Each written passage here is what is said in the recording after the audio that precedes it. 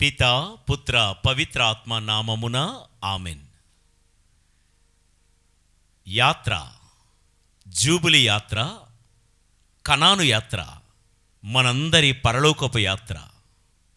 క్రీస్తు ప్రభునియందు ప్రియులకు దేవుని బిడలారా, నిరీక్షణతో కలిసి ప్రయాణించే శ్రీసభ సభ్యులమైన మనం ఈ జూబిలీ యాత్రలో, ఈ జూబిలీ ధ్యాన వడకములో నాటి ఇజ్రాయేలీల యాత్రలో ఒక్కొక్క ఘట్టాన్ని జ్ఞాపకం చేసుకుంటూ, ఆనాటి ఆ యాత్ర మనకు నేర్పించే అనేకమైన పాఠాలు మనము కూడా నేర్చుకుంటూ, మన ఈ యాత్రలో మన గమ్యాన్ని, మన లక్ష్యాన్ని, మన పరలోక కనాను చేరే ఈ ప్రయత్నంలో, ఈ ప్రయాణంలో మనము కూడా అనేక పాఠాలు నేర్చుకుంటూ ముందుకు వెళ్తున్నాము.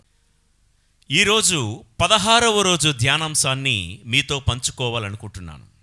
చూస్తున్నారు కదా, ప్రయాణంలో ఎందుకు చావాలి, ప్రయాణంలో ఎందుకు చావాలి అని కోరుకుంటున్నారు? ప్రియులకు దేవుని బిడ్డలారా, మన దేవుడు గొప్ప దేవుడు.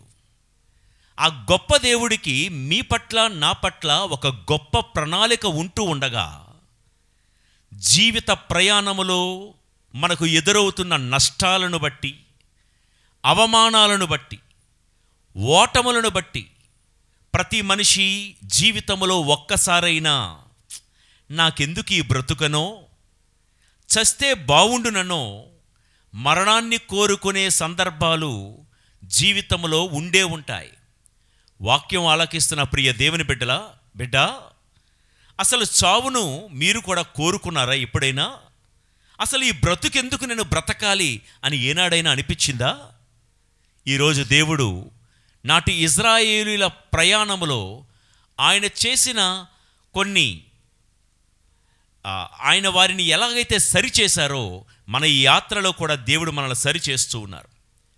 ప్రియులారా, మన జీవిత యాత్రలో ఎవరో మనల్ని మందలించారనో, ఎవరో మనల్ని మోసగించారనో, ఎవరెవరో మనల్ని అపార్థం చేసుకున్నారనో, ఎవరో మనల్ని సరిదిద్దారనో, ఎవరో మన మీద తిరగబడుతున్నారనో, ఇలాంటి కారణాలు ఎన్నెన్నెన్నెన్నో చూపిస్తూ చాలామంది నాకెందుకు ఈ బ్రతుకు, భగవంతుడా నన్ను తీసుకుపో, నాకు చావు వస్తే బాగున్ను, అసలు నేను ఎందుకు బ్రతకాలి, ఇన్ని కష్టాలు ఎదుర్కొని తట్టుకొని నాకు చావే శరణ్యం అని అనేకసార్లు బయటికి అనకపోయినా అనిపించి, ఒకవేళ ఈ వాక్యం వింటుంటే ప్రియులకు దేవుని బిడ్డలారా, మనలో ఈ మరణించాలి అనే ఈ చావు ఆలోచనలు పెట్టింది మాత్రం దురాత్మ.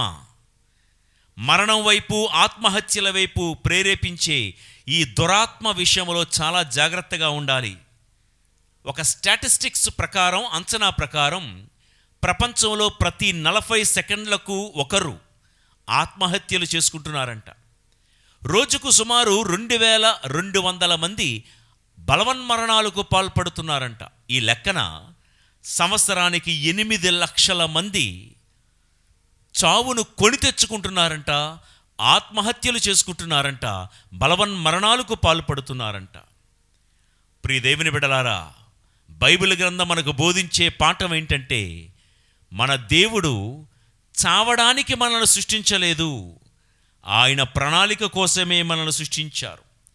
ఆయన ప్రణాళిక నెరవేరడం కోసం ఎన్నో బాధలు వస్తాయి, ఎన్నో సమస్యలు వస్తాయి, ఎన్నో సంఘర్షణలు వస్తాయి, ఎన్నో కష్టాలు వస్తాయి.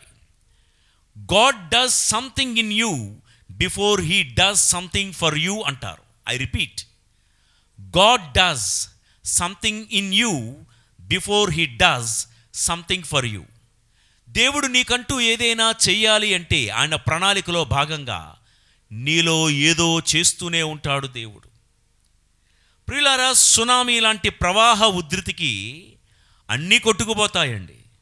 పెద్ద పెద్ద మహావృక్షాలు, పెద్ద పెద్ద మహాభవనాలు, పెద్ద పెద్ద కార్లు, వస్తువులు అన్నీ సునామీ ఉధృతికి, ప్రవాహానికి కొట్టుకుపోతాయి. కానీ బ్రతికి ఉన్న ఒక్క చేప పిల్ల మాత్రం ప్రవాహానికి ఎదురీదుకుంటూ ప్రయాణిస్తుంది, ప్రవహిస్తుంది.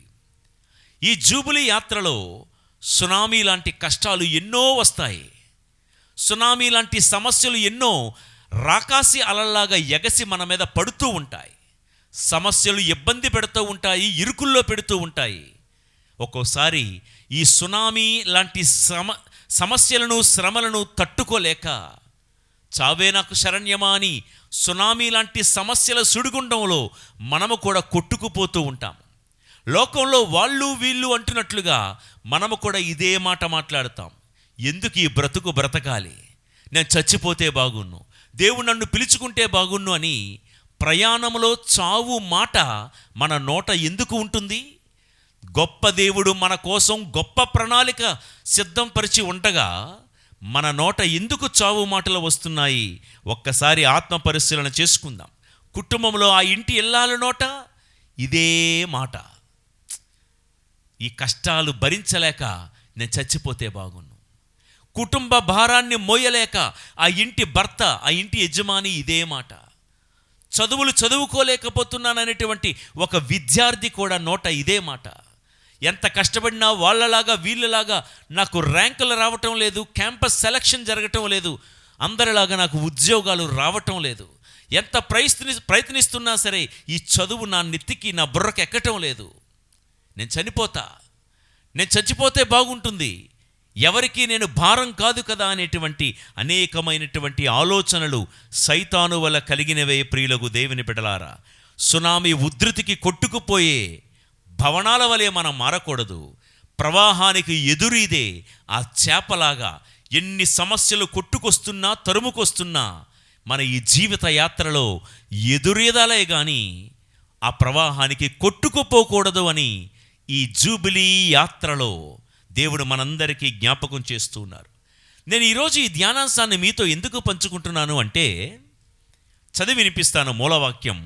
నిర్గమకాండం 16వ అధ్యాయం 1 నుండి 3 వచనాలు చదువుతున్నాను. ఎలీము నుండి ఇజ్రాయేలు సమాజము ముందుకు సాగిపోయినది. వారు ఐగుప్తు దేశమును వదిలిన 2వ నెలలో 15వ నాడు ఎలీమునకు సీనాయికి నడుమ ఉన్న సీను అరణ్యమునకు చేరుకునిరి. ఆ అడవిలో ఇజ్రాయేలు సమాజమంతయు మోషే అహరోనుల మీద నేరము మోప మొదలెడెను. ఇజ్రాయేలీలు వారితో, మేము ఐగుప్తు దేశముననే యావే చేతిలో చచ్చినా బాగుగా ఉండిడిది. అచ్చట మాంస భాండముల దగ్గర కూర్చుండి రొట్టె విరుచుకొని కడుపారా భుజించితిమి. ఈ ఎడారిలో ఈ సమాజమునెల్లా ఆకలిచే మలమల మార్చి చంపుటకు కాబోలు మీరిద్దరూ మమ్ము అక్కడి నుండి తోడుకొని వచ్చిరి అనిరి.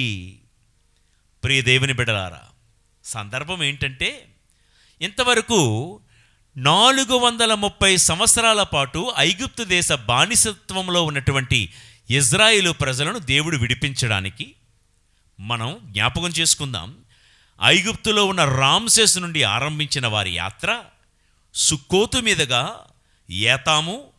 ఏతాము నుండి బాల్సెఫోను, పీహహిరోతు, అక్కడి నుండి ఎర్ర సముద్రాన్ని దాటుకుంటూ మారా అనే చేదు అనుభవాలు దాటుకొని దేవుడు వారిని ఎలీము అనబడే సమృద్ధి కలిగినటువంటి చోటులో దేవుడు వారిని తీసుకుని వచ్చారు. ఎలీములో మనం గడిచిన 2 రోజుల్లో విన్నాము, 12 నీటి బొగ్గల నుండి శ్రేష్టమైనటువంటి నీటిని వారికి ప్రసాదించి వారిని బలపడేలా దేవుడు చేశారు. ఆ ఎలీము అనే చోటులోనే 70 ఖర్జూరపు చెట్ల ఫలాలను దేవుడు వారికి తినిపించి బలపరిచారు. ఎలీము అనే సమృద్ధి కలిగినటువంటి ఆ చోటు నుండి బయలుదేరారో లేదో, ఎలీము అనే ఆ సమృద్ధి కలిగినటువంటి చోటు నుండి కొన్ని అడుగుల దూరం ప్రయాణం చేసి సీను అనే అరణ్యానికి, ఎడారికి చేరుకున్నారండి. అక్కడ గతంలో ఎలీములో దొరికిన సమృద్ధి లేదు. ఎందుకంటే సీను అనేది ఎడారి కదా, అరణ్యం కదా. వీలైతే రేపటి రోజున మాట్లాడుకుందాం. చుట్టూ చూస్తే బీడువారిన భూమి, ఎండిపోయిన భూమి, త్రాగడానికి మరలా చుక్క నీరు దొరకలేదు, తిండి దొరకలేదు. కొన్నాళ్ళే అయ్యింది ఎలీము నుండి వారు అడుగులు వేసుకుంటూ. అప్పుడే ఎలీములో దేవుడు సమృద్ధిగా వారిని ఎలా నీటితో పోషించింది, ఎలా వారిని ఖర్జూరపు ఫలాలతో పోషించింది ప్రజలు మర్చిపోయారు. ఈ యాత్రలో ఇజ్రాయేలీల నోట వచ్చే మాట, అందుకే ఈరోజు మన ఈ ధ్యానాంశం ప్రయాణములో చావడమెందుకు? ప్రజలేమంటున్నారో చూసారా? మోషే మీద అహరోను మీద తిరగబడుచు వారు ఏమంటున్నారు? మేము ఐగుప్తు దేశముననే యావే చేతిలో చచ్చినా బాగుండెడిది. నేను చచ్చిపోతే బాగున్ను, దేవుడు నన్ను తీసుకుపోతే బాగున్ను. ప్రయాణంలో ఉంటూ ఉండగా చావు మాట నీ నోట ఎందుకు? అది ఈరోజు మన ధ్యానాంశం. మనం ఆరాధించే దేవుడు గొప్ప దేవుడు కాదా? ఆయన పిల్లలమైన మన గురించి ఆయన బంగారు ప్రణాళిక, గొప్ప ప్రణాళిక రచించి ఉండడా? ముందుంది గొప్ప ప్రణాళిక, ముందున్నాయి మంచి రోజులు. మనల్ని ఎప్పుడు కరువులోనే ముంచడు, కరువులోనే దాచడు దేవుడు. కరువు మార్గాల గుండా నడిపించి, చేదు అనుభవాల గుండా నడిపించి దేవుడు మనల్ని సమృద్ధి అనే ఎలీములోనికే మనల్ని నడిపిస్తారని గతంలో మనం విన్నాం. కానీ ఇజ్రాయేలు ప్రజలు యాత్రలో కొన్ని ఇబ్బందులు సమస్యలు ఎదురయ్యేసరికి వాళ్ళు ఏమంటున్నారంటే, మేము ఐగుప్తు దేశములోనే చచ్చినా బాగుండేది మొదటిసారి. ఇక రెండోసారి ఏమంటున్నారంటే, రెండోసారి అక్కడెక్కడో మాంస భాండముల దగ్గర మేము కడుపారా భుజించితిమి, మమ్మల్ని చంపడానికే ఈ యాత్రలోకి తీసుకొచ్చావా అని మోషే అహరోనుల మీద వారు నిందలు వేస్తూ ఉన్నారు. ప్రియులకు దేవుని బిడ్డలారా, చనిపోవాలి అనే తలంపు ఇజ్రాయేలులకు ఎందుకు వచ్చిందో తెలుసా? చస్తే బాగున్ను ఈ యాత్రలో అని ఎందుకు అనిపించిందో తెలుసా? దేవుడు నడిపిస్తున్న యాత్ర మధ్యలో ఉంటూ విడిచిపెట్టి వచ్చిన ఐగుప్తు దేశాన్ని, గత అనుభవాలను తలంచుకున్నారు. అక్కడ ఐగుప్తులో మాంసపు దుకాణాల దగ్గర మేము చక్కగా మాంసం భుజిస్తూ బ్రతికే వాళ్ళం. వాస్తవం ఏంటంటే వీళ్ళకంత సీనేమీ లేదు.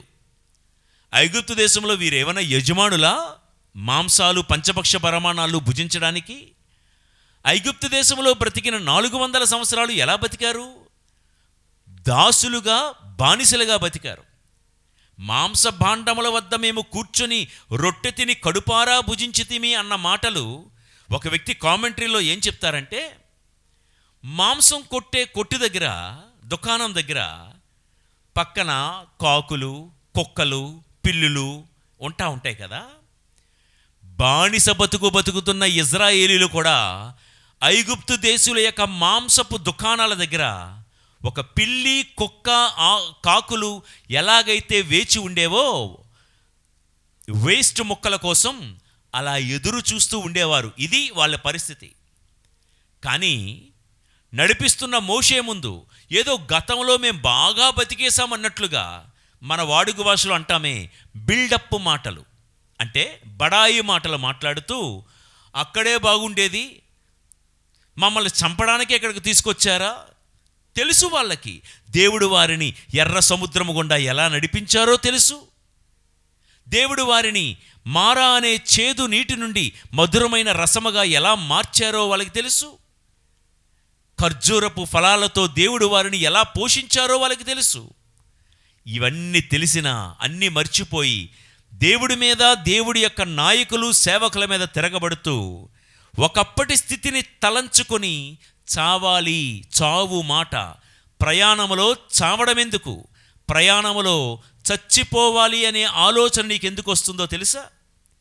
యాత్రలో, జీవిత యాత్రలో ఉంటున్న నీకు నేను దేవుడు పిలిస్తే బాగును, చచ్చిపోతే బాగును ఎందుకు అనిపిస్తుందో తెలుసా? గతానుభవాల్ని తలంచుకొని ఇజ్రాయేలీలు ఈ మాట అన్నారు. ప్రియులారా, మన జీవితంలో కూడా గతంలో బాగానే బతికామేమో.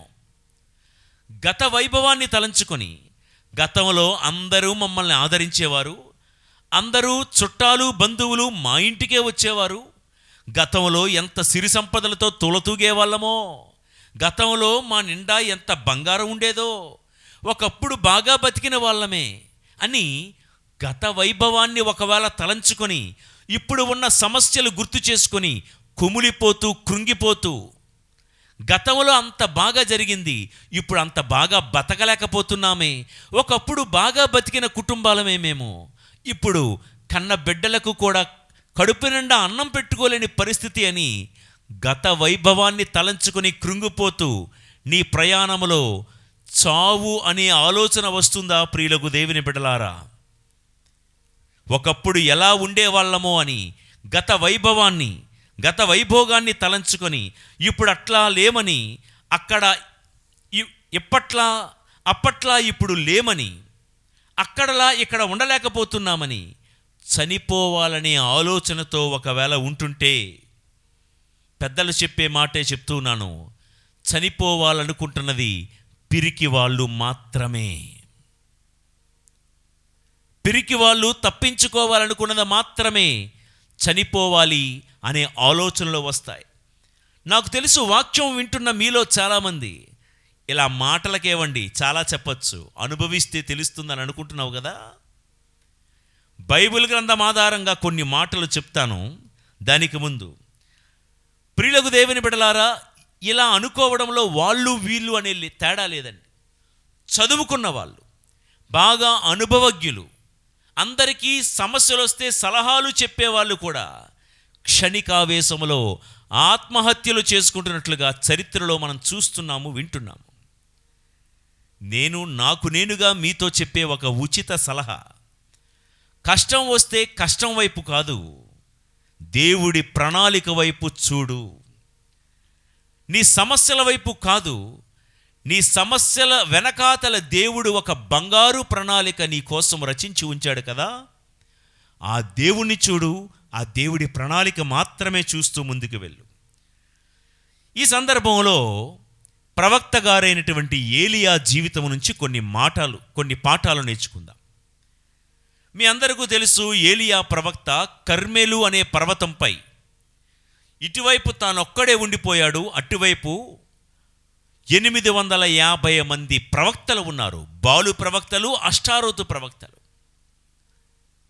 యెజెబెలు రాణి, ఆహాబు రాజు యొక్క అండదండలతో ఆ 850 మంది అబద్ధపు ప్రవక్తలు ఒకవైపు, ఏలియా ఒక్కడే ఒకవైపు.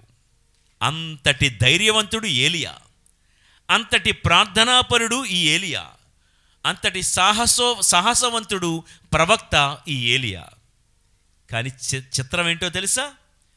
ధైర్యవంతుడే, సాహసవంతుడే, ప్రవక్తే, విశ్వాసే.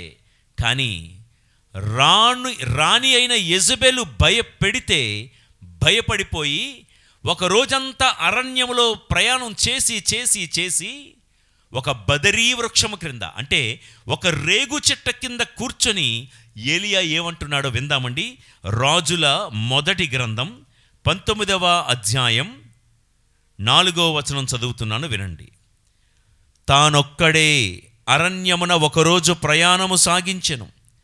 ఆ అడవిలో ఒక రేగు చెట్టు క్రింద కూర్చుండి ప్రాణములు విడువగోరెను. ప్రభూ, ఈ బాధలు ఇక చాలు, నా ప్రాణములు తీసుకొనుము. మా పూర్వుల కన్నను నేను అధికుడనుగాను ఇక చాలును అని పలికెను. ప్రియులకు దేవుని బిడ్డలారా, ఈ యాత్రలో ఈరోజు మనం నేర్చుకుంటున్న పాఠం ఏంటంటే, ఎన్ని బాధలు, ఎన్ని ఇబ్బందులు, హింసించేవాళ్ళు, దూషించేవాళ్ళు, నిందలు వేసేవాళ్ళు మన చుట్టూతా ఉంటే ఉండొచ్చు. నాడు ఇజ్రాయేలీలు ఎడారి యాత్రలో చచ్చిపోతే బాగున్ను అని ఎలాగైతే అనుకున్నారో, మన యాత్రలో ఎప్పుడూ చావు మాట మన నోట రానివ్వకండి. ఇక ఈ జీవితాన్ని చాలించుకోవాలి, ఇక చాలు అనే మాట ఎంత విసుగు, ఎంత నిరాశ నిస్పృహలు కలిగినా చచ్చిపోదామనే ఆలోచన కూడా నీ దరిదాపులకు రాకుండా ఉండాలని దేవుడు ఈ స్థలంలో మనకొక పాఠం నేర్పిస్తున్నారు. ఏలియా దగ్గరికి వద్దాం. ఇక చాలు అంటున్నాడు, ఇక చాలు. ప్రియులకు దేవుని బిడ్డలారా, మనం కూడా ఇదే మాట చాలాసార్లు మాట్లాడుంటాం. అబో ఇక చాలు, ఈ ఇంట్లో ఈ కష్టాలు, ఈ బాధలు నేను భరించలేను, ఈ ఒంట్లో ఈ రోగాలు నేను భరించలేను, ఇక చాలు. అమ్మో ఇక చాలు, ఈ అప్పుల బాధలు నేను భరించలేను, ఇక చాలు. నేను పనిచేసే ఆఫీసులో, ఆ స్కూల్లో ఆ బాస్ పెట్టే టార్చర్ నేను భరించలేను, ఇక చాలు, నా వల్ల కాదు. అమ్మో ఇక చాలు, ఈ చదువులు నా బుర్రకెక్కటం లేదు. ఎన్ని ఎగ్జామ్స్ రాసినా, ఎన్ని ప్రయత్నాలు, ఎన్ని ఇంటర్వ్యూస్కి వెళ్ళినా ఎక్కడ చూసినా నో వేకెన్సీ, నాట్ సెలెక్టెడ్, ఉద్యోగ అవకాశాలు రావటం లేదు. ఇక చాలు, ఇక చాలు, ఇక బ్రతుకుట వ్యర్థము అని అనేకసార్లు ఏలియాలాగా మనము కూడా ఆలోచించామేమో, మాటలు మాట్లాడామేమో. ఇక్కడ ఏలియా ఏమంటున్నాడంటే, ఇక చాలు, నా ప్రాణములు తీసుకొనుము అంటున్నాడే కానీ నా ప్రాణాలు తీసేసుకుంటాను అని అనలేదండి. ఎందుకో తెలుసా? భక్తుడైన ఏలియా గారికి బలవన్మరణము పాపం అని తెలుసు. ఈయనేమంటున్నాడు? దేవాని చిత్తమైతే నా ప్రాణాలు తీసుకో అంటున్నాడే కానీ నా ప్రాణాలు తీసేసుకుంటాను, నేను చచ్చిపోతాను, నేను ఆత్మహత్య చేసుకుంటాను అని ఏలియా అనలేదు. ఎందుకంటే ఏలియాకు తెలుసు, ఆత్మహత్యలు దేవుడి దృష్టిలో పాపము అని. అయితే ప్రియులారా, ఎందుకు పాపం అంటే, ఈ ప్రాణానికి యజమాని మనం కాదండి, దేవుడే ఈ ప్రాణానికి యజమాని. దేవుని ప్రణాళిక ఎరిగితే ఏలియా ఏమని ఉండేవాడో తెలుసా? ప్రభూ, ఏదేమైనా నన్ను బతికించవా? యెజెబెలు రాణి ఒకటి కాదు, 100 మంది యెజెబెలు రాణులు నన్ను తరుముతున్నా, దేవా, ముందు నా కోసం ఒక బంగారు ప్రణాళిక ఏర్పాటు చేసావు కదా, నీ ప్రణాళిక గొప్పదయ్యా, నువ్వు గొప్ప దేవుడువయ్యా, నీ ప్రణాళిక బంగారు ప్రణాళిక ప్రభువా. ఏది ఏమైనా నీ ప్రణాళిక నా పట్ల సిద్ధించేలాగా, నీ చిత్తమేదో నా జీవితంలో నెరవేరుటకు నన్ను బ్రతికించు ప్రభువా అని ఉండేవాడు ఏలియా. ప్రియులారా, ఒక ఏలియాతోనే గురించే కాదు, మీకు నాకు దేవుడిదే మాట చెప్తూ ఉన్నాడు. ముందు మన పట్ల దేవుడికున్న ప్రణాళిక గనక మనం ఎరిగి ఉన్నట్లయితే, మన యాత్రలో ఎన్ని మనస్పర్ధలు వచ్చినా, ఎన్ని కష్టాలు వచ్చినా, ఎన్ని సమస్యలు వచ్చినా, ఎన్ని అప్పుల బాధలు రోగాలు వచ్చినా, దేవా నన్ను బతికించయ్యా, ముందున్నటువంటి వాటిని చేరుటకు. పౌలు గారు ఫిలిప్పీలకు వ్రాసిన లేఖ 3వ అధ్యాయం 13-14 మనం చదువుకున్నాం. గతమును మరిచి ముందున్న దానిని చేరుటకు తీవ్రముగా కృషి చేయుదము. ఏముంది ముందు? దేవుడి యొక్క బంగారు ప్రణాళిక, దేవుడి యొక్క ఉజ్వలమైనటువంటి ఆలోచన ముందుంది. ఇక్కడ ఎడారిలో ఇజ్రాయేలు ప్రజలు 4-5 స్థలాలు దాటారో లేదో, ఇక ఆడలేనమ్మా మధ్యలో దరువు అన్నట్లు, ఏంటి 5 స్థలాలు దాటారో లేదో ఏమంటున్నారు? మేము చస్తే బాగున్ను. ప్రియులకు దేవుని బిడ్డలారా, దేవుడు ఇజ్రాయేలు ప్రజలకు ముందు ఏ బంగారు ప్రణాళిక ఏర్పాటు చేశారో తెలుసా? పాలు తేనెలు జాలువారే వాగ్దాన సీమ, కనాను మండలము.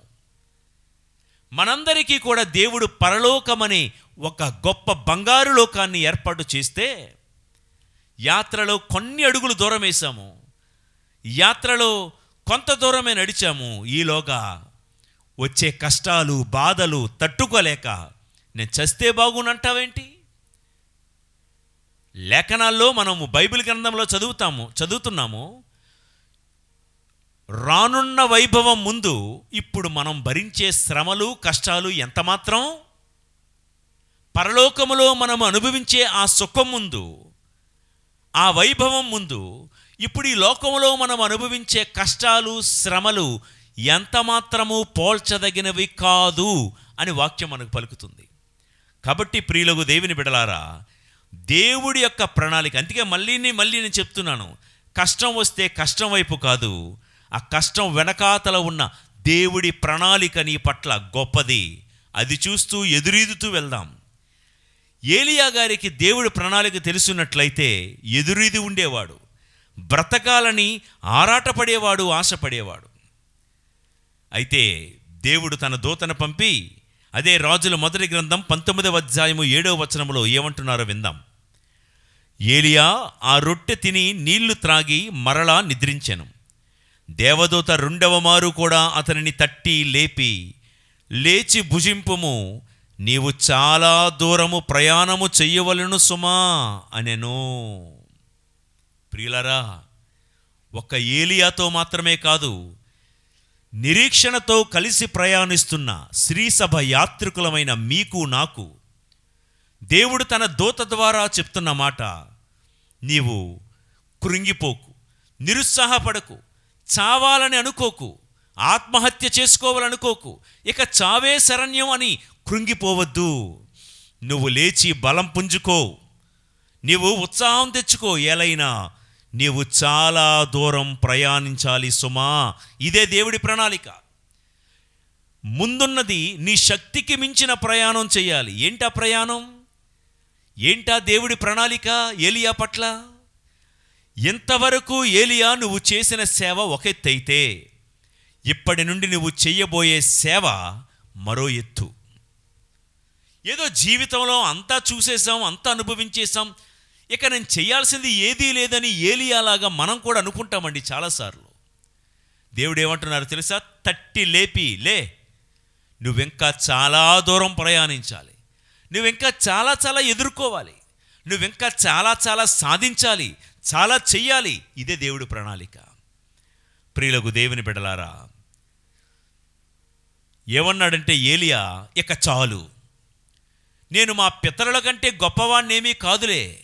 అంటే ఏలియా ఏమంటున్నాడంటే, నాకంటే పూర్వులు ఉన్నారు కదా, నాకంటే ముందున్న ప్రవక్తలు ఎవరెవరు వాళ్ళు, నాతాను కానీ, సమూవేలు కానీ, మోషే కానీ, నేనంత గొప్ప ప్రవక్తనేం కాదు, ఇక చాలు అన్నాడు. దేవుడి ప్రణాళిక ఏంటో తెలుసా?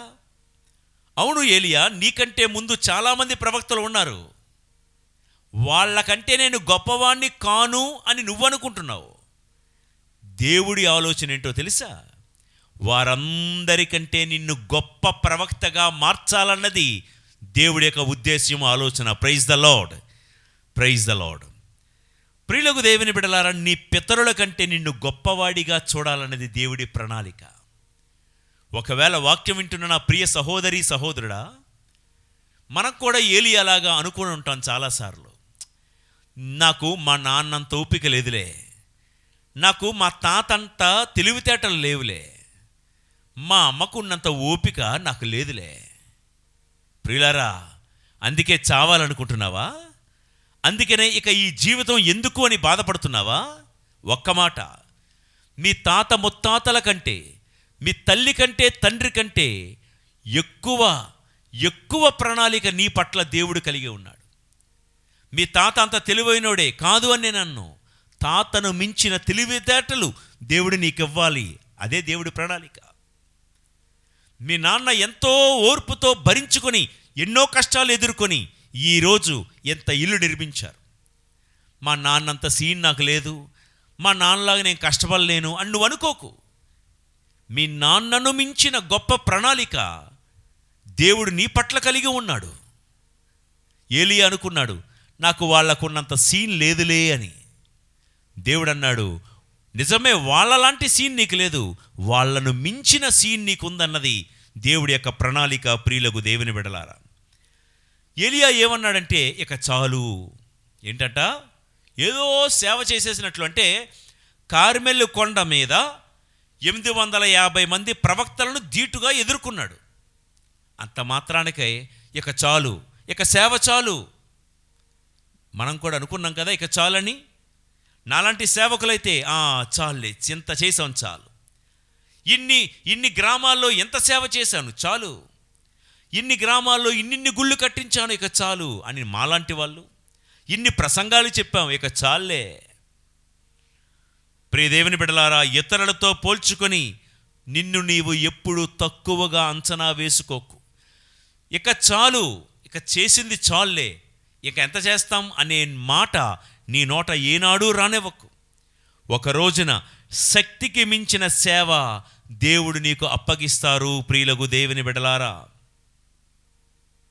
ఎప్పుడూ కూడా ఇతరులతో పోల్చుకొని కృంగిపోవద్దండి.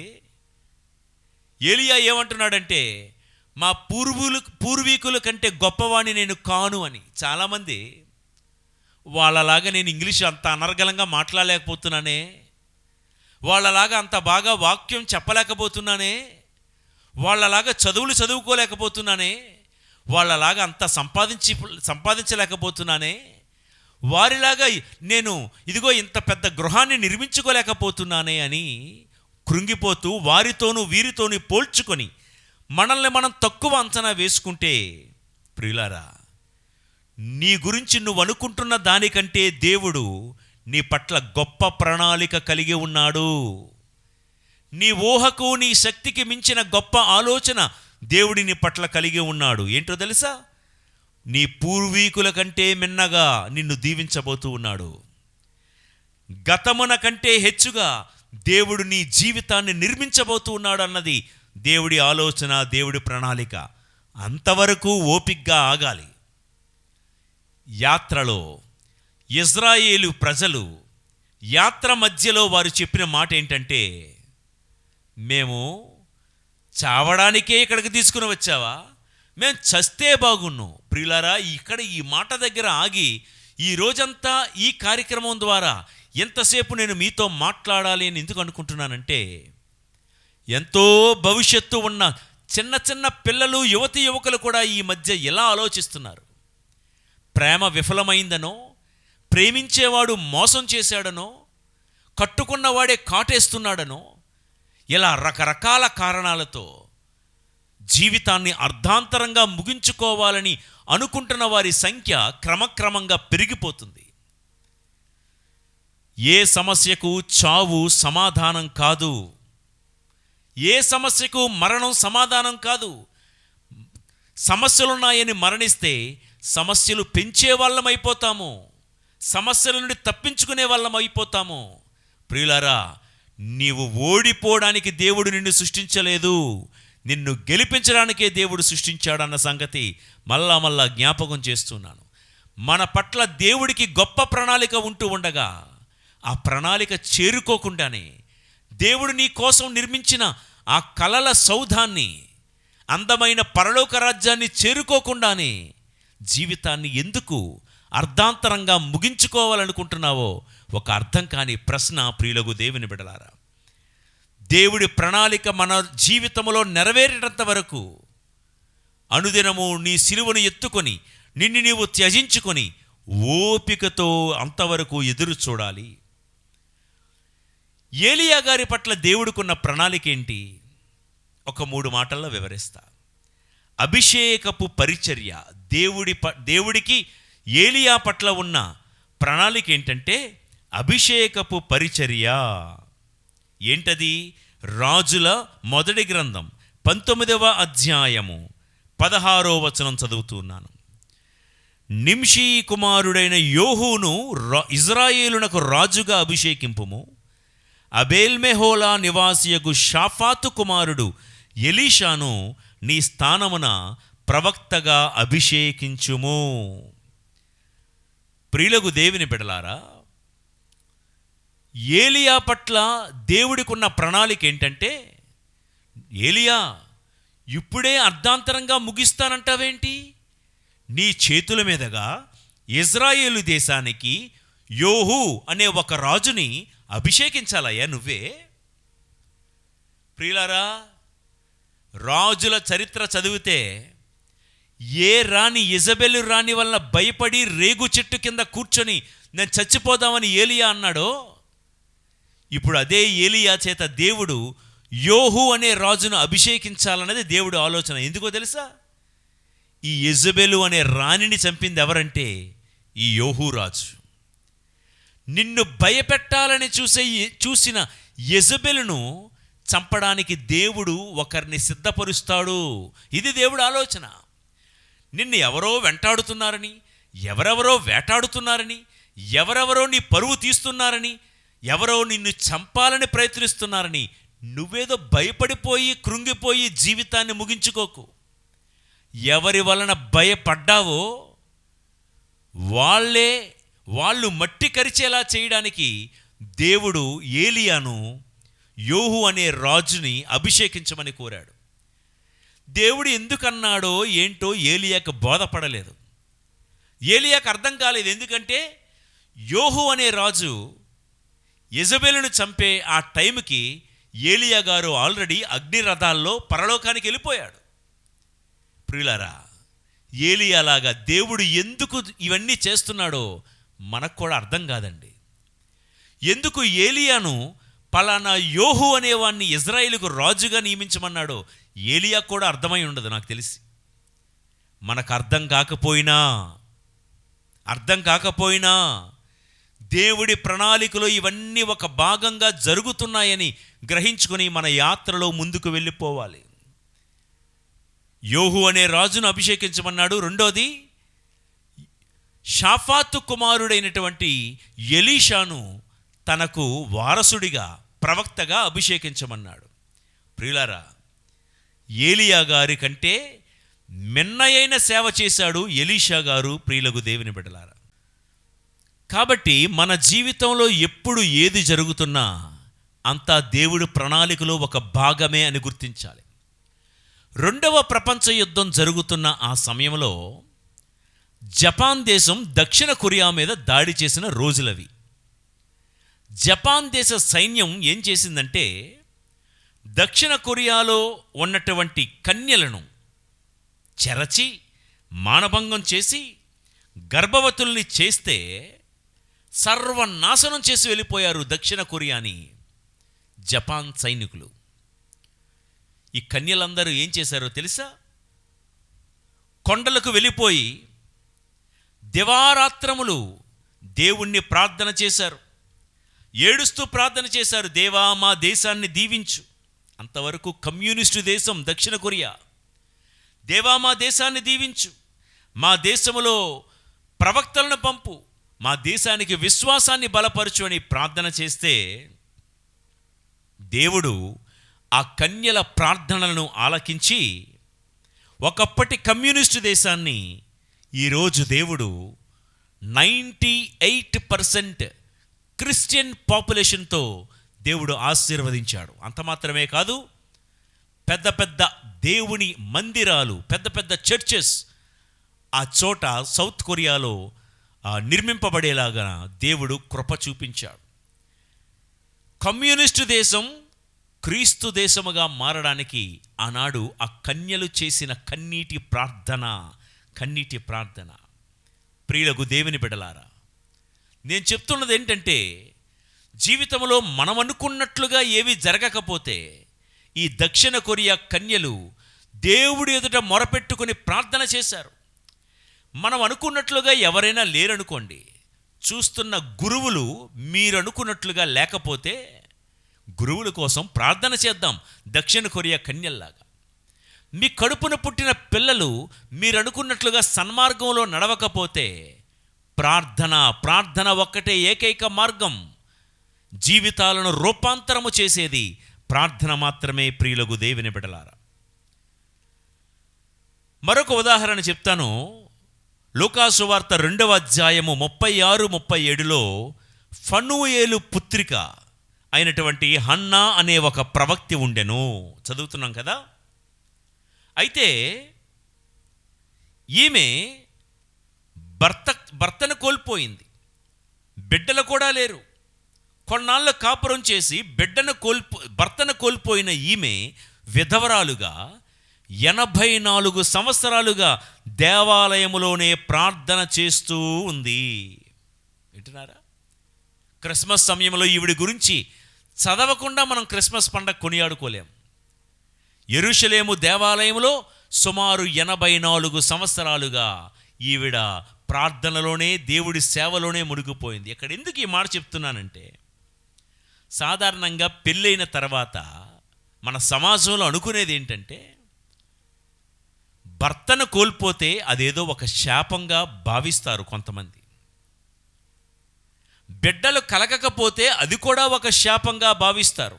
ప్రియులారా, ఒకవేళ ఈ మాట వింటున్న వారిలో ఎవరైనా భర్తను కోల్పోయిన వారు కానీ బిడ్డలు లేని వారు కానీ ఉంటే అదేదో ఒక శాపం అని అనుకోకండి. ఏమో, బిడ్డలు ఎంతవరకు కలగలేదంటే దేవుడు మరొక శ్రేష్టమైన దీవెనను మీకోసం పొంచి ఉంచారు. ఇదంతా దేవుడి ప్రణాళికలో ఒక భాగం.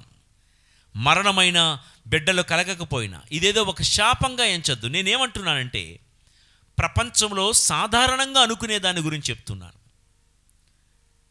అయితే ఈ ఫనూయేలు పుత్రిక అయినటువంటి హన్నా పెళ్ళవగానే భర్తను కోల్పోయి బిడ్డలు కూడా కలగకుండా ఉండి సమాజం చేత ఒక శాపగ్రస్తురాలిగా తిరుగుతూ ఉంది.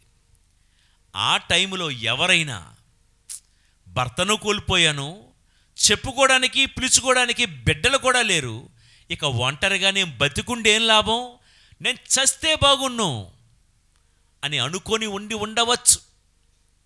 అలా అనుకోలేదు. చావు మాట ఆమె నోట రానివ్వలేదు. ఏం చేసింది? భర్తను కోల్పోయినా, బిడ్డలు లేని ఒంటరిగా ఉండిపోయినా దేవాలయానికి వచ్చి దేవుడితోనే తన జీవితాన్ని 1 కాదు 2 కాదు 84 సంవత్సరాలుగా దేవుడి సేవలోనే బ్రతికింది, దేవుణ్ణి ప్రార్థిస్తూనే బ్రతికింది.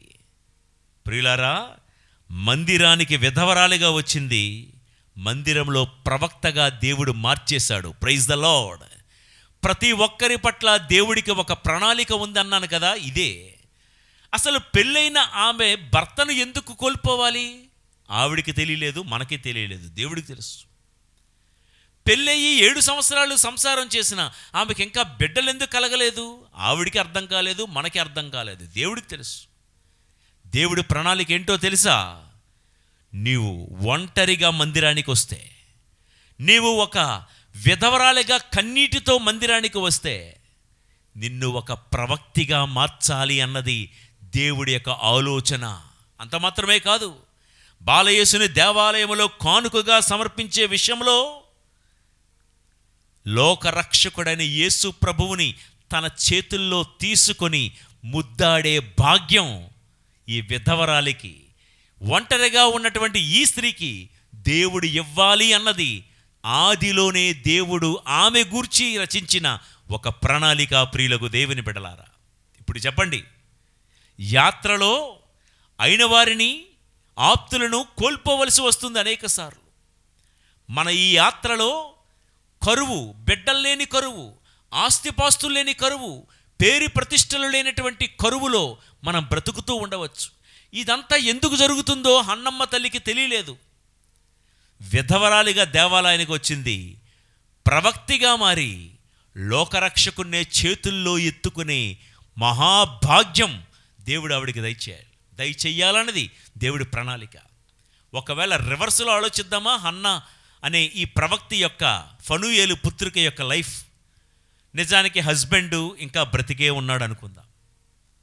4-5 పిల్లల్ని కని పిల్లల సంసార బాధ్యతలు తీసుకుంటూనే ఉందే అనుకున్నాం. దేవాలయానికి వచ్చేదా? ప్రవక్తిగా మారి ఉండేదా? లోకరక్షకుణ్ణి దేవాలయానికి సమర్పించే సమయంలో అసలు ఈవిడ దేవాలయంలో ఉండేదా? బాలయేసుని చేతుల్లో ఎత్తుకొని ముద్దాడే భాగ్యం పొంది ఉండేదా? కొన్ని మన లైఫ్లో ఎందుకు జరుగుతున్నాయి అంటే ఎవరు కూడా సమాధానం చెప్పలేము. These are all part and parcel of the design and the plan of God in our life. దేవుడి బంగారు ప్రణాళికలు ఇవన్నీ కూడా ఒక భాగం. ప్రియులకు దేవుని బిడ్డలారా, కాబట్టి హన్న అనే ఈ ప్రవక్తి తన కష్టాలు తలంచుకొని చచ్చిపోవాలనుకోలేదు. దేవుని యొక్క ప్రణాళికను ఎరిగి ఒక ప్రవక్తిగా మారింది. ఇంకా ఏలియా గారి విషయంలోనే ముందుకు వెళ్దామండి. రాజుల 2వ గ్రంథం 2వ అధ్యాయం 11వ వచనం. వారింకను మాట్లాడుకొనుచు ముందుకు సాగిపోవుచుండగా నిప్పు గుర్రములలాగు అగ్ని రథం ఒకటి అకస్మాత్తుగా వారి నడుమ ప్రవేశించెను. వెంటనే సుడిగాలి చేత ఏలియా ఆకాశమునకు ఆరోహణమాయెను. ప్రియులకు దేవుని బిడ్డలారా, ఏలియా ఎప్పుడో అనుకున్నాడు, ఏమని? ఇక చాలు అన్నాడు. దేవుడు అన్నాడు, ఇక చాలదు అన్నాడు. నేను చస్తే బాగున్ను అన్నాడు. నువ్వు చస్తే బాగోదు అన్నాడు దేవుడు. మరేం చెయ్యాలి? కొన్ని రోజులు ఆగాలి. ఎందుకు అన్నాడు ఏలియా. నీ పట్ల ఒక బంగారు ప్రణాళిక ఉంది అన్నాడు దేవుడు. ఏముంది బంగారు ప్రణాళిక? చూపించు అంటే వెంటనే చూపించలేదు. ఆ బంగారు ప్రణాళిక ఏంటో తెలుసా? సృష్టిలో ఏ ఒక్కరికి లేని ఘనత, ఆకాశము నుండి అగ్ని రథం ఒకటి దిగడం, ఏలియాను ఆ అగ్ని రథములో ఎక్కించుకొని సజీవముగా ఆరోహణమైపోయేలాగల ఏలియాకు అంతటి భాగ్యం ఇవ్వడం దేవుడి యొక్క ప్రణాళికలో ఒక భాగం. ఇప్పుడు చెప్పండి, యెజబెలు యొక్క బెదిరింపులకు భయపడిపోయి ఆ రోజే రేగు చెట్టు కింద అదే చెట్టుకు ఉరేసుకొని చచ్చిపోతే, తొందరపాటు నిర్ణయం తీసుకొని ఆత్మహత్య చేసుకుంటే ఏలియాకు ఈ అగ్ని రథం మీద పరలోకానికి వెళ్ళే అవకాశం దక్కేదా? ప్రియులారా, నా ప్రశ్న ఇదే. దేవుడు ఎంత గొప్ప ప్రణాళిక నీ కోసం సిద్ధపరిచి ఉంటూ ఉండగా మధ్యలోనే చావాలని అనుకుంటున్నావు ఎందుకు? చచ్చిపోవాలని ఆలోచన నీకు ఎందుకు వస్తుంది? ప్రియులకు దేవుని బిడ్డలారా, అగ్ని రథాల మీదగా తీసుకెళ్లాలన్నది దేవుడి ప్రణాళిక, కానీ చావాలనుకుంటున్నావేంటి అన్నది నా ప్రశ్న. అందుకనే ఏలియా గారి గురించి లూకాసు వార్త 9వ అధ్యాయము 30-31 వచనాల్లోనూ, మరి దివ్య రూపధారణ సందర్భంలో అనేక సార్లు ఏలియా గురించి కూడా క్రీస్తు ప్రభు ప్రస్తావించడం మనకు తెలుసు. ఏంటది? నంబర్ 2, ఏలియా గారి గురించి దేవుడు చేసే పరిచర్య. నంబర్ 1, అభిషేకపు పరిచర్య. ఏంటి అభిషేకం? యోహూను రాజుగా అభిషేకించాలి. ఏలియా తర్వాత తన వారసుడైన ఎలీషా గారిని కూడా ప్రవక్తగా అభిషేకించాలి. అభిషేకపు పరిచర్య కోసమే దేవుడు ఒక బంగారు ప్రణాళికను ఏలియా పట్ల నెరవేర్చాడు. ఇక రెండోది ఏంటో తెలుసా? సాక్షాత్తు దైవ కుమారుడైన యేసుక్రీస్తుని బలపరచడానికే ఏలియా పట్ల దేవుడికున్న ఒక బంగారు ప్రణాళిక. ఎట్లా అంటారా? యేసునే ధైర్యపరిచే పరిచర్య. ఇప్పుడు దివ్య రూపధారణ జరుగుతున్న సందర్భంలో మనందరికీ తెలుసు, తాబోరు పర్వతం మీద యేసు ప్రభువు మోషేతోనూ ఏలియాతోనూ సంభాషించుచుండిరి. ఏం మాట్లాడుకున్నారు? మోషేతో మాట్లాడుతూ తన శ్రమలు, తన మరణాన్ని గురించి యేసయ్య ప్రస్తావిస్తూ ఉన్నప్పుడు మోషే గారు అనుంటారు, ఇదిగో మెస్సయ్య గారా, లోకరక్షకుడా, నేను మండుచున్న పొద దగ్గరికి వెళ్ళినప్పుడు ఆ పొద కాలుచున్నదే గాని నాశనమైపోలేదు. అలానే నీ శ్రమలు, నీ సిలువలు కూడా మండుతున్నట్లే కనిపిస్తాయి కానీ నిన్ను కాల్చలేవయ్యా. మోషే గారు ఏమంటున్నారు? ధైర్యపరుస్తూ ఉన్నారు యేసయ్యని, బలపరుస్తూ ఉన్నారు యేసయ్యని. ఎప్పుడైతే తన శ్రమలు, మరణం గురించి తాబోరు పర్వతం దగ్గర మోషే ఏలియాలతో మాట్లాడుతుంటే మోషే అంటాడు, మండుచున్న పొద దగ్గర ఆ రోజు చూశాను, పొద మండుచుంది కానీ కాలిపోలేదు కదా. మీ సిలువలు, మీ శ్రమలు కూడా మిమ్మల్ని ఏ నాటికి నాశనము చేయలేవు, మిమ్ము గెలిపిస్తాయని మోషే ధైర్యం చెప్తూ ఉంటే, ఒకప్పుడు పిరికి పందలాగా చచ్చిపోవాలనుకున్న ఏలియా కూడా యేసయ్యకు ధైర్యం చెప్తున్నాడు. ఏమని? అయ్యా యేసయ్యా, నాడు రేగు చెట్టు కింద ఉన్న నన్ను ఆ దేవుడు ఎలాగైతే తన దూతను పంపి బలపరిచాడో, సిలువ మోస్తున్న నిన్ను కూడా ఆ దేవుడు బలపరుస్తాడయ్యా. అగ్ని రథాలతో నన్ను ఎలాగైతే పరలోకానికి ఆరోహణమైపోయినట్లుగా దేవుడు చేశాడో, నిన్ను కూడా మరణాన్ని చీల్చుకొని పునరుత్థానమవడానికి దేవుడు నీకు బలాన్ని దయచేస్తాడయ్యా అని ఏలియా కూడా యేసయ్యను బలపరుస్తున్నట్లుగా మనము అక్కడ ధ్యానించుకోవాలి. ప్రియులకు దేవుని బిడ్డలారా, ఏలియా ఇంకా ఏమంటాడో తెలుసా? బలహీనుడనైన నాకే దేవుడు ఎంత చేస్తే, నిందారహితుడవు పవిత్రుడమైనటువంటి యేసయ్యా నీకు దేవుడు ఇంకెంత చేస్తాడయ్యా. సిలువ శ్రమలు, మరణాన్ని చూసి ధైర్యంగా ముందుకు వెళ్ళిపోండి. ఎందుకంటే మా జీవితంలో దేవుడు, మేం బలహీనులమైన మాకే దేవుడు ఎంత చేశాడు అని మోషే, ఏలియాలు యేసయ్యతో మాట్లాడుతూ, ప్రియులారా, ఏలియా గారు ఎప్పుడు, ఆయన కాలం ఏంటో తెలుసా? క్రీస్తుకు పూర్వం 900 సంవత్సరాల క్రితం. క్రీస్తుకు పూర్వం 900 సంవత్సరాల క్రితం. ఇప్పుడు తాబోరు పర్వతం దగ్గర యేసయ్యతో మాట్లాడింది ఎప్పుడు? యేసు ప్రభు వారికి 30 సంవత్సరాలు అని అనుకుందాం. 30-31. ఆ 900 ఈ 30 కలపండి, అంటే 930 సంవత్సరాలు. ఏలియా సేవ ఎప్పుడు ముగించాలనుకున్నాడు? ఎప్పుడో ముగించేయాలనుకున్నాడు. దేవుడి ప్రణాళిక ఏంటో తెలుసా? ఎక్కడో రేగు చెట్టు కింద భయపడి అక్కడే ఇక చాలు అన్నాడు. కానీ దేవుడికి మహాకృప, ఏలియా పట్ల దేవుడి ప్రణాళిక ఏంటో తెలుసా? ఆ 900 సంవత్సరాలు ప్లస్ ఈ 30, ఆ రోజు నుండి ఈ రోజు వరకు, అంటే పాత నిబంధన మొదలు నూతన నిబంధనలో యేసయ్యను తాబోరు పర్వతం మీద బలపరుస్తున్నంత వరకు, అంటే 930 సంవత్సరాల పాటు నువ్వు సేవ చేయాలయ్యా ఏలియా. ఇదే నీ పట్ల నా బంగారు ప్రణాళిక. Praise the Lord. ప్రియులారా, ఎంత ప్రణాళిక దేవుడు నీ పట్ల వేస్తూ ఉండగా, మనందరి పట్ల దేవుడికి ఎంత చక్కటి గొప్ప ఆలోచన ఉంటూ ఉండగా, ప్రయాణంలో ఎందుకు చావాలి? ప్రయాణంలో ఎందుకు నువ్వు బ్రతకాలని అనిపించటం లేదు? ప్రయాణంలో ఎందుకు పదే పదే చచ్చిపోవాలనుకుంటున్నావు? ప్రభు యొక్క మహావైభవాన్ని, దేవుడు నీ పట్ల ప్రదర్శించే శక్తి సామర్థ్యాలు చూడకుండానే తనువు చాలించాలని అనుకోవడం పొరపాటు. ప్రియులకు దేవుని బిడ్డలారా, ఇక అంత్యకాలపు పరిచర్య ఏలియా గారు ఏం చేశారంటే, దర్శన గ్రంథం 11వ అధ్యాయం, ఇది చాలా పెద్దది ఉంటుంది, మామూలుగా చదువుతున్నాను వినండి. 11వ అధ్యాయము 3 నుండి 12 వచనాలు. నేను నా 2 సాక్షులను పంపెదను, వారు గోనె పట్టలను ధరించి ఈ 1260 దినముల వరకు ప్రవచించెదరు. ఈ 2 ఒలీవు చెట్లే ఆ సాక్షులు. ఇక ఆ మిగతా కార్యక్రమం అంతా కూడా మీరు తర్వాత చదువుకోండి. ప్రియులకు దేవుని బిడ్డలారా, నేను మీతో చెప్పే మాట ఏంటంటే,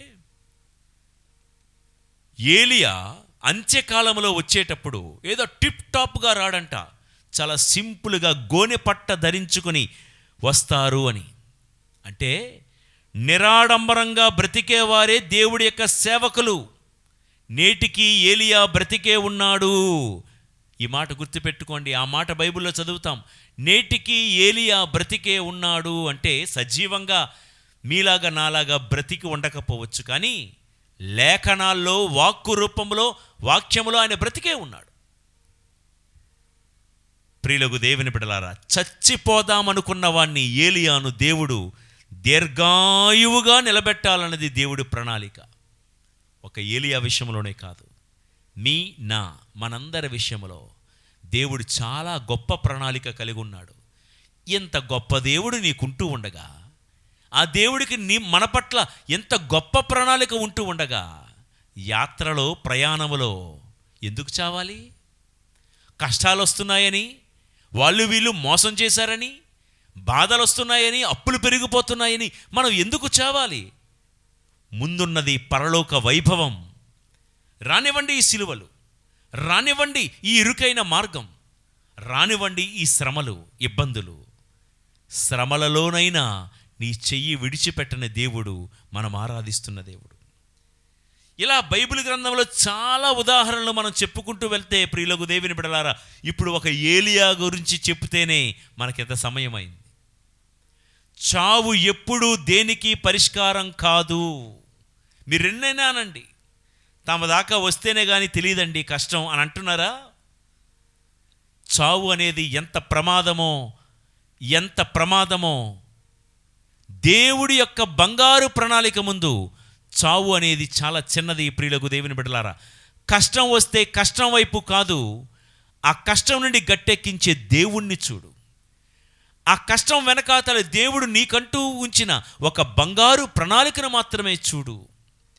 ఇర్మియా గారి జీవితంలో కూడా ప్రజలెవ్వరూ ఆయన ప్రసంగాలు వినటం లేదు, వినిపించుకోవటం లేదు. ప్రభువే చెప్పారు, ఇర్మియా, ఈ ప్రజలకు నువ్వు వెన్నైనా చెప్పు, కానీ వీరు మొండివారు, వీరు వినరు. ఎందుకంటే ప్రజలలో చిత్తశుద్ధి లేదు, దాని గురించి మాట్లాడుకునేవాడే లేడు అని. ఇర్మియా గారు చచ్చిపోదామనుకున్నాడండి. ఇర్మియాకు ఉన్నటువంటి వేరే పేరు వీపింగ్ ప్రాఫెట్, కన్నీటి ప్రవక్త. చాలాసార్లు చచ్చిపోదామనుకుని నా పుట్టిన దినము శాపగ్రస్తమగునుగాక అన్నాడు. కానీ దేవుడి యొక్క బంగారు ప్రణాళిక ఏంటో తెలుసా? దేవుడు ఇర్మియా గ్రంథం ఆరంభంలోనే ఇర్మియాతో చెప్పాడు, ఇర్మియా, నువ్వు బాలుడువని, నేను మాట్లాడలేనని నువ్వు బాధపడకు, కృంగిపోకు. నిన్ను ఎత్తడి తలుపు వలె నిన్ను బలముగా నేను తయారు చేయుదును. మాతృగర్భమున రూపొందక పూర్వము నుండియే నేను నిన్ను ఎన్నుకున్నానయ్యా ఇర్మియా.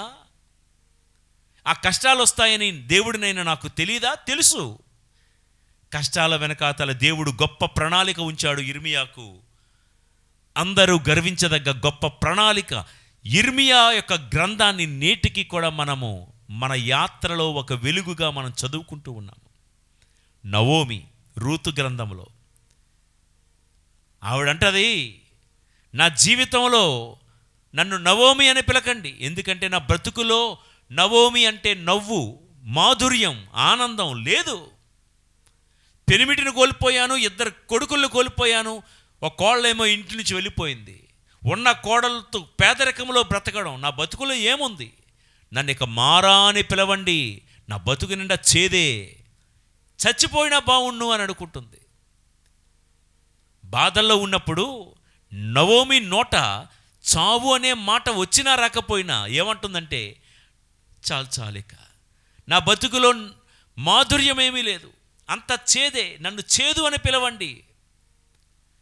ఆ రూతు గ్రంథం చివరిలోనండి ఒక మాట చదివితే బహు చక్కగా ఉంటుంది. రూతు గ్రంథం 4వ అధ్యాయం 17వ వచనంలో, అంటే రూతు బోయజును పెళ్లి చేసుకున్నాక సంపన్నులైన తర్వాత బోయజుకి రూతుకి ఒక బిడ్డ పుడితే ఆ బిడ్డకు ఓబెదు అని పేరు పెడితే ఆ బెత్లెహేములో ఉన్నటువంటి వాళ్ళందరూ ఏమంటున్నారో చూద్దాం.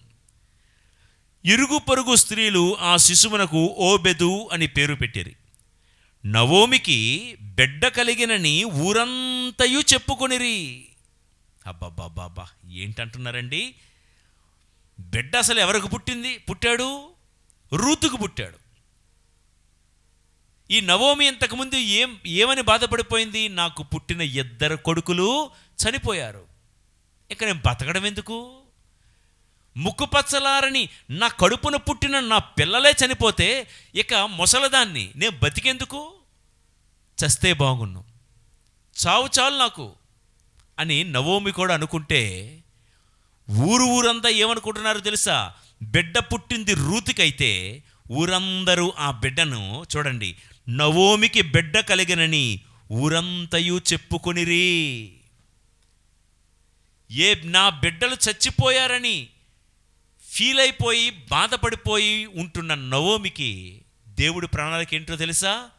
పుట్టింది రూతు కడుపునైనా ఆ బిడ్డ నవోమి బిడ్డ అని ఒకరి చేత 2 చేత కాదు, ఊరి జనమంతటి చేత దేవుడు నవోమి బిడ్డ అని చెప్పించాడు. ఇది కదా దేవుడి ప్రణాళిక. ప్రియులకు దేవుని బిడ్డలారా, నీ బిడ్డలను కోల్పోయావని, నీకు బిడ్డలు లేరని కృంగిపోకు. ఈ కష్టంలో బతకడం ఎందుకు అని అనుకోవద్దు. దేవుడి ప్రణాళిక చాలా గొప్పది. ఇదే నా ధ్యానాంశం, నా ప్రసంగం, నా సారాంశం. దేవుడి ప్రణాళిక చాలా గొప్పది. ఎప్పుడు నెరవేరుతుందని ఒక ఫాదర్గా నన్ను అడగద్దు, నాకు కూడా తెలియదు. ఒక్కటే తెలుసు, హబక్కూకు గ్రంథం 2వ అధ్యాయము 2-3 వచనాలు చదువుకోండి. అన్నీ నిర్ణీత కాలంలో జరుగును, నీకు నాకు అవి ఆలస్యముగా జరుగునట్లు కనిపించునేమో గాని తప్పక నెరవేరు తీరును అని హబక్కూకు గ్రంథంలో వ్రాయబడి ఉంది. ప్రియులారా, సారేఫతు విధవరాలు మరో ఉదాహరణ. అది రాజుల మొదటి గ్రంథం 17వ అధ్యాయం 12వ వచనంలో ప్రవక్త అయిన ఏలియా గారు ఆ కరువు ఉన్నటువంటి ఆ ఊరిలోకి వెళ్ళి, ఆ సారేఫతు విధవరాలు తన కొడుకు పొల్లలు ఏరుకుంటున్నారు. అమ్మా, నాకు ఆకలిగా ఉంది, కాస్త తిండి పెడతావా అని అడిగాడు ఏలియా గారు. ఆమె ఏం చెప్పిందండి? అయ్యా, మాకు నీకు పెట్టేటంత స్తోమత లేదు మా దగ్గర. మా ఇంట్లో కొంచెం పిండి, పిడతలో కొంచెం నూనె మాత్రమే ఉన్నాయి. ఇదిగో మేము ఏరుకుంటున్నామే, ఈ పొల్లలు కూడా దేనికో తెలుసా? ఈ పూటకి నేను నా బిడ్డ ఏదో కాస్త తిని మేము చచ్చిపోతాం. ఆ మాట చదువుతాను, వినండి. రాజుల మొదటి గ్రంథం 17వ అధ్యాయం, రాజుల మొదటి గ్రంథం 17వ అధ్యాయం 12వ వచనాన్ని చదువుతున్నాను.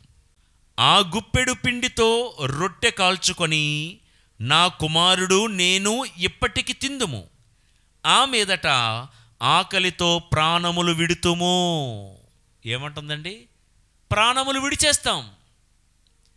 యాత్రలో తిండి లేదనో, కరువు వచ్చిందనో, లేదా కరోనా లాంటి మహమ్మారి వచ్చిందనో ఏమంటుంది ఈవిడ సారేఫతు విధవరాలు? నేను నా బిడ్డ ఈ పూటకేదో కొంచెం తిని తర్వాత ప్రాణములు విడుతుము, అంటావేంటి? నువ్వు కట్టాల్సిన లోన్లు, ఈఎంఐలు, బ్యాంక్ లోన్లు, అప్పులు 1,00,000 ఉండొచ్చు. అన్నిటికీ సమాధానం చావేనా? నేను నా పిల్లలు ఏదో పురుగుల మందు తాగి చచ్చిపోదాం, ఇదో డైలాగు. బిడ్డ, నీ కష్టం పెద్దదే, నేను కాదు అని అనటం లేదు. నీ కష్టం పెద్దదే, కానీ నిన్ను సృష్టించిన దేవుడు దానిని మించిన పెద్దవాడు, గొప్పవాడు అని మాత్రమే నేను చెప్తున్నానండి. ఇక్కడ చూడండి, సారేఫతు విధవరాలు నెక్స్ట్ పూటకి ప్రాణములు విడిచేస్తామన్నది ఆవిడ ఆలోచన. దేవుడి ప్రణాళిక ఏంటో చూడండి. దేవుడి ప్రణాళిక ఏంటో చూడండి. 14వ వచనం నుండి చదువుతున్నాను. అమ్మా, ఇజ్రాయేలు దేవుడైన ప్రభువు ఇట్లు సెలవిచ్చుచున్నాడు, యావే నేలపై వాన కురిపించు వరకు నీ ఇంట్లో కొండలోని పిండి గాని పిడతలోని నూనె గాని తరిగిపోవు అనెను. ఆ విధవరాలు ఏలియా చెప్పినట్లే చేశాను, అంటే ఏలియా కడుపు నింపింది. విధవరాలు ఆమె కుమారుడు చాలా నాళ్ళ వరకు రొట్టె భుజించుచూ వచ్చిరి. ప్రభువు ఏలియాతో చెప్పినట్లే కొండలో పిండి గాని పిడతలో నూనె గాని తరిగిపోలేదు. ఆవిడేమనుకుందంటే, ఈ పూటతో మా కొండలో ఉన్న పిండి అయిపోద్ది, ఆ పిడతలో ఉన్న కాస్త వంట నూనె కూడా అయిపోద్ది, ఇక మా పని ఈ పూటతో ఫినిష్ అని అనుకుంది. అన్నీ మనం అనుకున్నట్టు జరిగిపోతే మనమే కదా దేవుళ్ళం. కానీ దేవుడేమంటున్నాడో తెలుసా? ప్రియులకు దేవుని బిడ్డలారా, ఈ కరువు అనేది పోయినంత వరకు నీ కొండలో పిండి తరగదు, ఆ నూనె తరగదు. ప్రవక్త చెప్పినట్లే చేస్తే, అక్కడ వాక్యం మీరు అండర్లైన్ చేసుకోండి. ఆ విధవరాలు ఆమె కుమారుడు చాలా నాళ్ళ వరకు రొట్టె భుజించుచూ వచ్చిరి. ఈవిడేమనుకుంది? ఈ పూటకే మేము తిని ఈ పూటతో మేము చనిపోతాం. కానీ దేవుడి ప్రణాళిక ఏంటో తెలుసా? నువ్వు నీ బిడ్డ చాన్నాళ్ళ వరకు సమృద్ధిగా కడుపారా భోంచేస్తారు. ఇది దేవుడి ప్రణాళిక. ఇప్పుడు చెప్పండి, ఎవరు అనుకున్నది జరుగుతుంది? నువ్వు నేను అనుకున్నదా, లేకపోతే దేవుడు అనుకున్నదా? బలం పుంజుకుందాం ఈ యాత్రలో. ప్రియులకు దేవుని బిడ్డలారా, తొక్కేవాళ్ళు చాలామంది ఉంటారు. మన మీద బురదలేసేవాళ్ళు, మనల్ని బాధ పెట్టేవాళ్ళు, హింసించేవాళ్ళు, దూషించేవాళ్ళు చుట్టూ ఉంటారు. అలాగని కంగారు పడిపోవద్దు. వీళ్ళ కంటే నీ పట్ల బంగారు ప్రణాళిక ఉన్న దేవుడు గొప్పవాడు అన్న సంగతి గుర్తుపెట్టుకో. చివరిగా ఒక్క మాట చెప్తాను. యోహాను సువార్త 21వ అధ్యాయం 3వ వచనంలో క్రీస్తు ప్రభు పునరుత్థానమైపోయిన తర్వాత బాధలో ఉన్నటువంటి ప్రభు ఎక్కడికి వెళ్ళారో ఏమయ్యారో తెలియని పేతురు ఏమంటాడంటే శిష్యులతో, నేనైతే చేపలు పట్టుకోవడానికి వెళ్ళిపోతున్నాను అన్నాడు. ఏమన్నాడు? నేను చేపలు పట్టుకోవడానికి వెళ్ళిపోతున్నాను అంటే మిగతా వాళ్ళందరూ కూడా తగుదనమ్మా అని, అయితే మేము వచ్చేస్తామన్నారు. ఏం చేయాలి వీళ్ళు? ప్రభు ఏం చెప్పారు? మార్కు సువార్త 16లో, మీరు భూదిగంతముల వరకు వెళ్ళి సకల జాతి జనులకు నా పేరిట జ్ఞానస్నానం ఇవ్వుడు, స్వార్థను బోధింపుడు అని చెప్తే, మళ్ళా ఏ వలలు ఏ పడవలైతే ఎప్పుడో వదిలిపెట్టేశారో మళ్ళా అవి పట్టుకొని చేపలు పట్టుకోవడానికి వెళ్ళిపోతున్నారు. ఎందుకంటే చాలా నిరాశ నిస్పృహలో ఉన్నారు. చేపలు పట్టబోచున్నాను, పోనీ ఏమైనా దొరికాయా? అక్కడ మీరు అలా చదువుతూ ఉంటే, రాత్రంతయు శ్రమించిన వారికి ఏమీయూ దొరకలేదు. తెలతెలవారుతూ ఉండగా ప్రభువు వారిని ఒడ్డునకు సమీపించి, బిడ్డలారా, మీ వద్ద తినుటకు ఏమైనా ఉన్నదా అంటే లేదు. ఈ 3 మాటలు అండర్లైన్ చేసుకోండి. ఏంటట? పేతురు అంటాడు, out of disappointment, out of frustration ఏమంటున్నాడు? నేను చేపలు పట్టుకోవడానికి వెళ్ళిపోతా. నెంబర్ 1, చేపలు పట్టుకోవడానికి వెళ్తున్నావు, ఏమైనా దొరికాయా? ఏమీ దొరకలేదు. పోనీ ఏమైనా తినడానికి ఉందా? ఏమీ లేదు. దొరకలేదు. సువార్త ప్రచారంకి వెళ్ళాల్సిన వాడు చేపలు పట్టుకోవడానికి వెళ్ళిపోతున్నాడు. ఇదే నా ప్రణాళిక అనుకోని ఉంటాడేమో పేతురు. ఏ వలలైతే మడత పెట్టి మూల పెట్టానో, సరేలే నేను జాలరగా పుట్టాను, జాలరగానే పోతాను, మధ్యలో యేసయ్య వచ్చాడు, కొన్ని రోజులు 3 సంవత్సరాలు తిరిగాము, అయిపోయింది. మళ్ళా చేపలు పట్టుకోవడానికి వెళ్ళిపోతాను, ఇదే నా లైఫ్, ఇదే నా జీవితం అనుకున్నాడేమో పేతురు. యేసుప్రభు ఏమన్నారో తెలుసా? తెల్లవారగానే ఒడ్డున కనిపించి, నువ్వు అనుకున్నదే జీవితం కాదయ్యా, నేనేమన్నాను నీతో, చేపల పట్టువాడవైన నిన్ను మనుషుల పట్టువాడిగా చేస్తానన్నాను కదా, అదే నా ప్రణాళిక. మళ్ళా చేపలు పట్టుకోవడానికి వెళ్ళిపోతానంటావేంటి? నీ పట్ల నాకు ఒక బంగారు ప్రణాళిక ఉంది కదా, మనుషులను పట్టే అపోస్తులుడిగా మార్చాలని కదా. మళ్ళా దేవుడి ప్రణాళిక పక్కన పెట్టి నీ ఆలోచన ప్రకారమే నువ్వు జీవిస్తే, నీ ప్రణాళిక ప్రకారమే నువ్వు బతుకుతూ మళ్ళా ఆ విడిచిపెట్టిన పాత వలలనే పట్టుకొని, జాలరగా పుట్టాను జాలరగానే పోతా, కోపిష్టిగా పుట్టాను కోపిష్టిగానే పోతా, మనం అనుకుంటున్న మాటలు. నేను ఎలాగే పుట్టానండి, నేను ఎలాగే పెరిగానండి, నేను అలాగే ఉంటా, నేను అలాగే మాట్లాడతా, నేను అలాగే ఆలోచిస్తా, నేను ఎలానే జీవిస్తా. నీవన్నట్లుగా జీవించడం దేవుడి ప్రణాళిక కాదు. దేవుడి ప్రణాళిక వేరు. ఒకవేళ నేను ఎట్టానే ఉంటా అనుకొని నీ ప్రణాళిక ప్రకారంగా గనక జీవిస్తే, రాత్రంతయు శ్రమించిన వారికి ఏమీయూ దొరకవు. అంతే. అది ఎట్టా సామండి అంటే నాకు తెలియదు, అదంతే, దొరకదు. పోనీ ఏవైనా ఉందా? మీ ఆలోచనల ప్రకారం మీ ప్రణాళిక ప్రకారం బ్రతుకుతున్నారు కదా, పోనీ ఏవైనా ఉందా? వాళ్ళు అన్నారు, మా వద్ద ఏమీనూ లేదు. మన ఆలోచనల ప్రకారం వెళ్ళిపోతూ ఉంటే ఏమీ దొరకదు, ఏమీ ఉండదు, ఏమీ మిగలదు. దేవుడు అంటూ ఉన్నాడు ఆ రాత్రి, ఇదిగో పడవకు కుడివైపున వలవేయుడు, చేపలు దొరుకును. వారట్లే వలవేసిరి, ఎక్కువగా చేపల పడుటచే వారు వలను లాగలేకపోయిరి. ప్రియులకు దేవుని బిడ్డలారా, వింటున్నారండి ఈ మాట? వింటున్నారా ఈ మాట?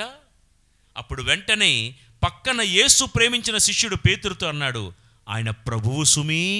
ఇప్పుడు వెలిగింది లైట్, ఆయన ప్రభువే సుమీ. ఎందుకంటే ఆయన మాత్రమే శాసించగలడు.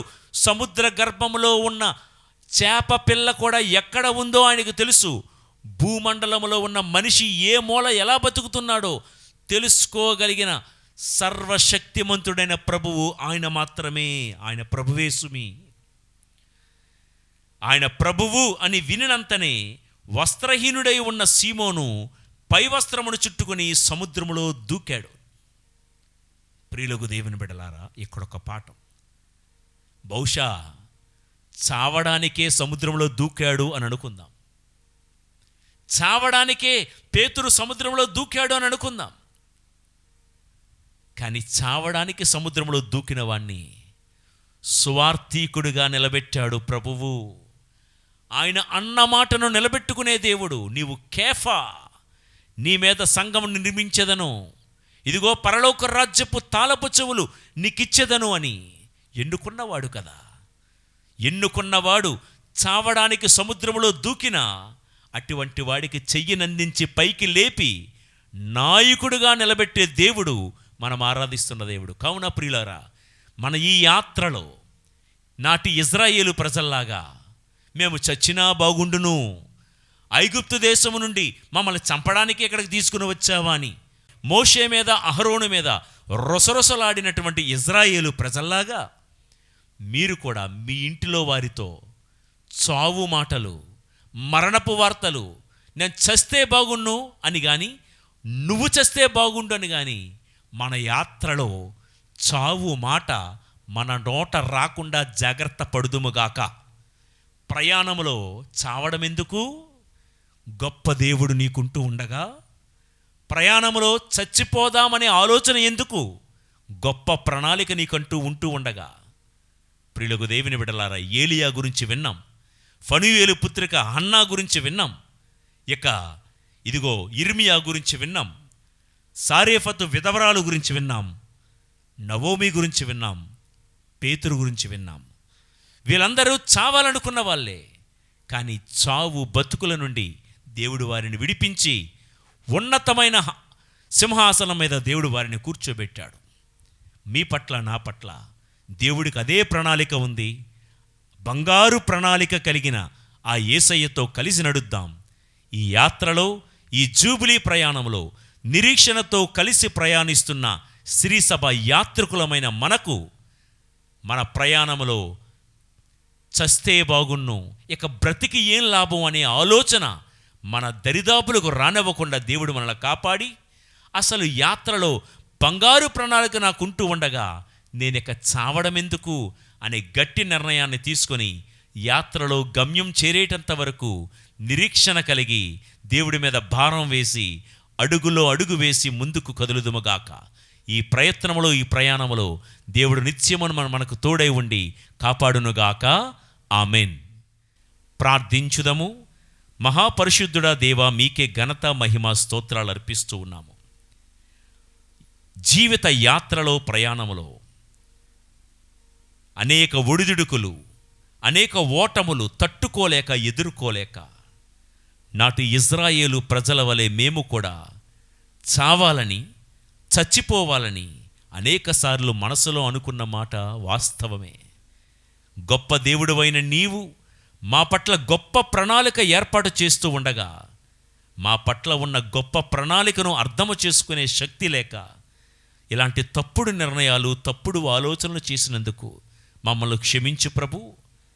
మా ఈ జీవిత యాత్రలో నిన్ను చేరేటంత వరకు నీవు మా పట్ల రచించిన బంగారు ప్రణాళిక మా పట్ల నెరవేరి వాటిని కనులారా చూసేటంత వరకు చావు మాట మా నోట రానివ్వక, చచ్చిపోదామని ఆ ఆలోచన మా దరిదాపులకు రానివ్వకుండా నీ దూతల కాపుదలలో నిత్యము కూడా మమ్ము కాచి కాపాడమని, పిరికి బందల్లా జీవించకుండా ధైర్యముతో నువ్వున్నావనేటువంటి ధీమాతో ఈ యాత్రలో కడదాకా సాగే కృప మా అందరకు ప్రసాదించుమని మా ప్రభువైన యేసు పవిత్ర నామములో ఈ ప్రార్థన చేయుచున్నాము తండ్రి.